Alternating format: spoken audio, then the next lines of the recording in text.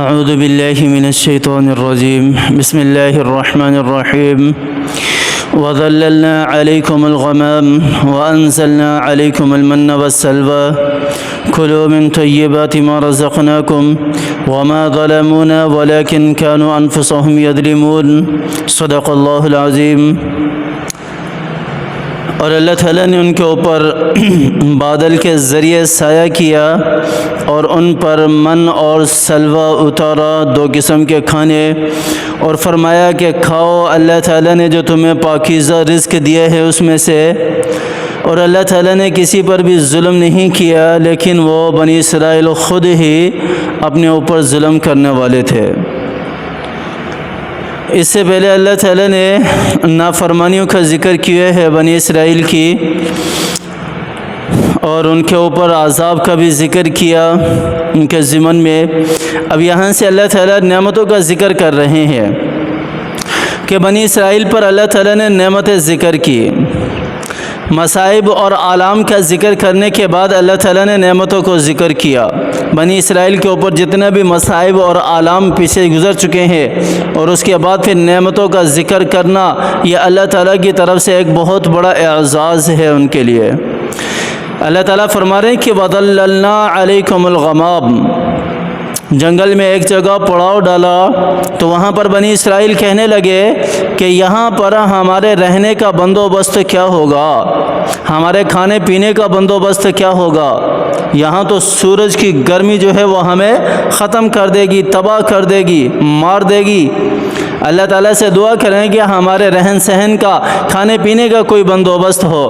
حضرت موسیٰ علیہ السلام سے بنی اسرائیل کہنے لگی، تو حضرت موسیٰ علیہ السلام نے دعا کی تو اللہ تعالیٰ نے بادل بھیجے، وَظَلَّلْنَا عَلَيْكُمُ الْغَمَامَ وَأَنزَلْنَا عَلَيْكُمُ الْمَنَّ وَالسَّلْوَىٰ۔ تو اس یہاں پر جو غمام سے مراد وہی بادل ہیں، وہی بادل ہیں۔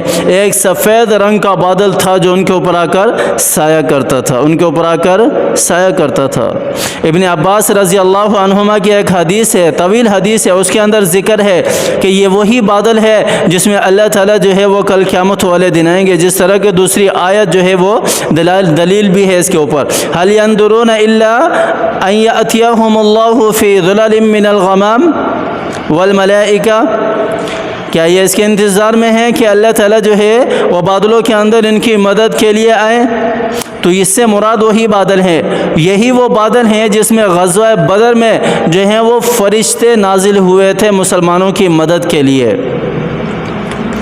تو یہ بادل احادیث کے اندر آتا ہے کہ ٹھنڈا تھا، بالکل ٹھنڈک پہنچاتا تھا، جو وادی طے کے اندر جو بنی اسرائیل رہتے تھے ان کے اوپر اللہ تعالیٰ کی طرف سے یہ بہت بڑی نعمت تھی، بہت بڑی نعمت تھی۔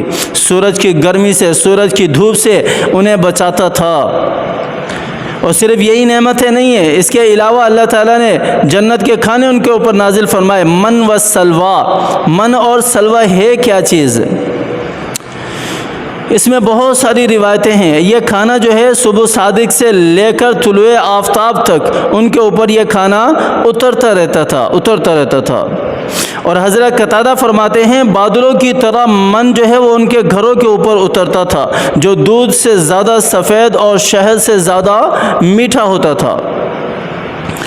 حضرت قتادہ یہ فرماتے ہیں، اور ہر شخص اپنی مقدار میں لے لیتا تھا جتنی اس کو ضرورت ہوتی تھی، اور اگر کوئی زیادہ رکھنا بھی چاہتا تھا تو وہ ختم ہو جاتا تھا، سوائے جمعے کے دن وہ 2 دن کا جمع کرتے تھے، کیونکہ ہفتے کا دن بڑا ہوتا تھا، ہفتے کا دن جو ہے وہ بڑا ہوتا تھا۔ اور ربیع ابن انس کہتے ہیں کہ یہاں من سے مراد شہد ہے، جس میں پانی ملا کر وہ پیتے تھے۔ یہی شعبی کا قول ہے کہ دنیا کا جو شہد ہے یہ اسی من کا 70واں حصہ ہے۔ اور شاعروں میں بھی من کے لیے یہی لفظ استعمال ہوا ہے، شاعر جو استعمال کرتے ہیں لفظ۔ یہ سب کے جتنے بھی اقوال ہیں سارے قریب ہیں من کے لیے۔ غرض یہ کہ ایک چیز تھی جو انہیں بلا تکلف اور بلا کسی مشقت کے اللہ تعالیٰ جو ہے وہ انہیں عطا کر دیتے تھے، اور اسے وہ اپنے کھانے کے اندر استعمال کیا کرتے تھے، یا پانی کے اندر ملا کر پیتے تھے، یا ویسے کسی کھانے کے ساتھ استعمال کرتے تھے، تو یہ من مشہور یہی مراد ہے اس سے۔ اور صحیح بخاری کی حدیث ہے، رسول اللہ صلی اللہ علیہ وسلم فرماتے ہیں جس میں کھمبی جو زمین سے نکلتی ہے اس کو بھی من کہا گیا ہے، اس کو بھی من کہا گیا ہے، جنت کا کھانا کہا گیا ہے۔ کھمبی عام طور پر یہ صحرائی علاقوں کے اندر ہوتی ہے جہاں ریت ہو۔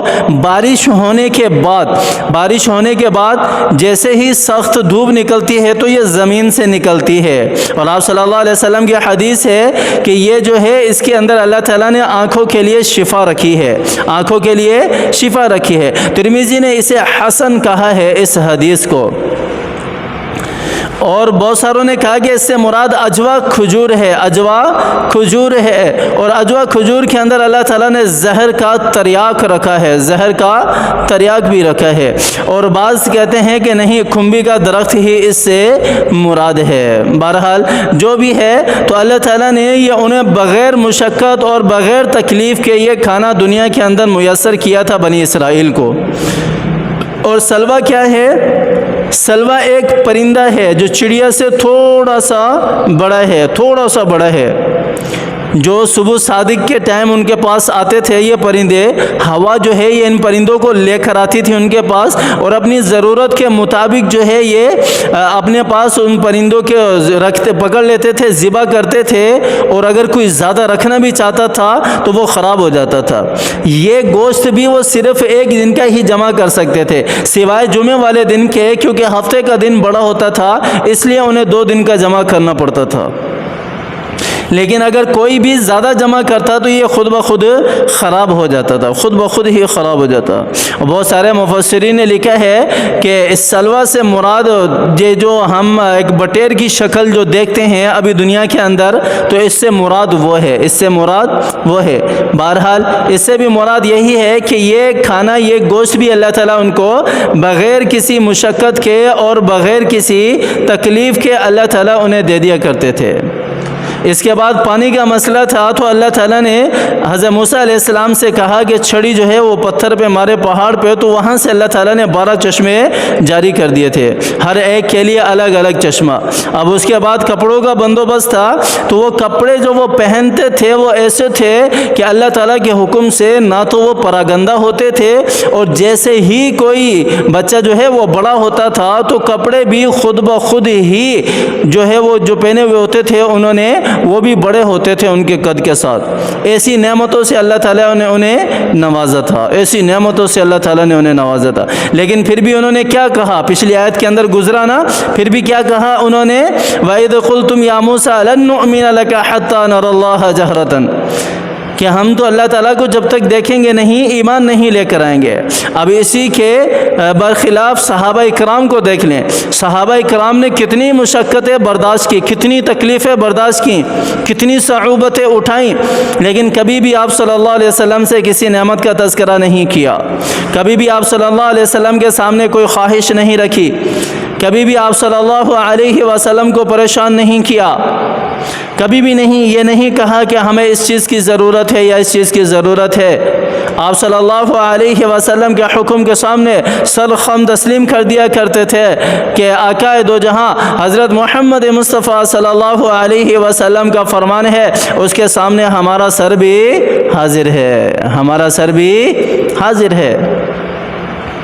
یہ تو صحابہ کرام کی فضیلت ہے، اور یہی فضیلت آج میری اور آپ کی بھی ہو سکتی ہے اگر ہم آپ صلی اللہ علیہ وسلم کے طرز مطابق پر زندگی گزاریں۔ آپ صلی اللہ علیہ وسلم نے جو تعلیمات مجھے اور آپ کو دی ہیں، آپ صلی اللہ علیہ وسلم کی جو تعلیمات میرے لیے اور آپ کے لیے ہیں، جو ہمارے لیے مشعل راہ ہیں، اگر اس کو سامنے رکھ کر ہم زندگی بسر کریں تو یہ ساری کی ساری فضیلتیں اللہ تعالیٰ نے ہمارے لیے بھی رکھی ہیں، ہمارے لیے بھی رکھی ہیں۔ آپ صلی اللہ علیہ وسلم کی امت کی فضیلت جو ہے کنتم خیر امت اخرجت للناس، یہ کسی ایک صحابی کے لیے نہیں ہے یا صرف صحابہ کرام کے لیے نہیں ہے، بلکہ صحابہ کرام کے لیے بھی ہے، اور قیامت تک آنے والے آپ صلی اللہ علیہ وسلم کے ایک ایک امتی کے لیے یہ فضیلت اللہ تعالیٰ نے رکھی ہے۔ اور یہ فضیلت اسی وجہ سے ہے کہ اللہ تعالیٰ کی حکم آوری جو ہے اللہ تعالیٰ کا حکم جو ہے اس کی بجا آوری کرتے ہیں۔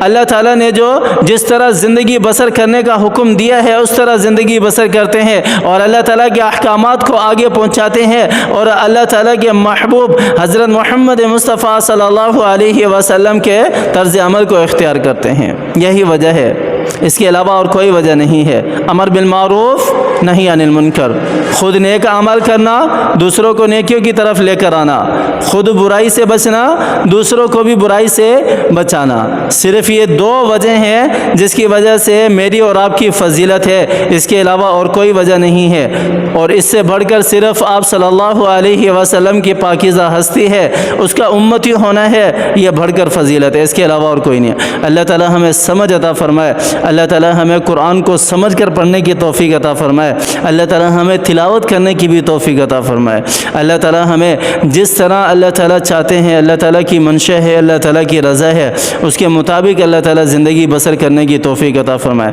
ہمارے جتنے بھی پیارے عزیز بیمار ہیں گھروں میں، ان کے لیے بھی دعا کریں، اللہ تعالی ان کو صحت یابی والی زندگی دے، اللہ تعالی ان کو عافیت والی زندگی دے، ایمان والی زندگی دے، بیماریوں سے نجات عطا فرمائے، اللہ تعالی بیماریوں سے حفاظت فرمائے، اللہ تعالی جتنے بھی اس دنیا سے ہمارے پیارے چلے گئے، اللہ تعالی ان کو جنت الفردوس میں اعلیٰ مقام عطا فرمائے، اللہ تعالی مجھے بھی اور آپ کو بھی سمجھ عطا فرمائے، اللہ تعالی ہمیں عمل کرنے کی توفیق عطا فرمائے، آمین ثم آمین، وآخر دعوانا ان الحمد للہ رب العالمین۔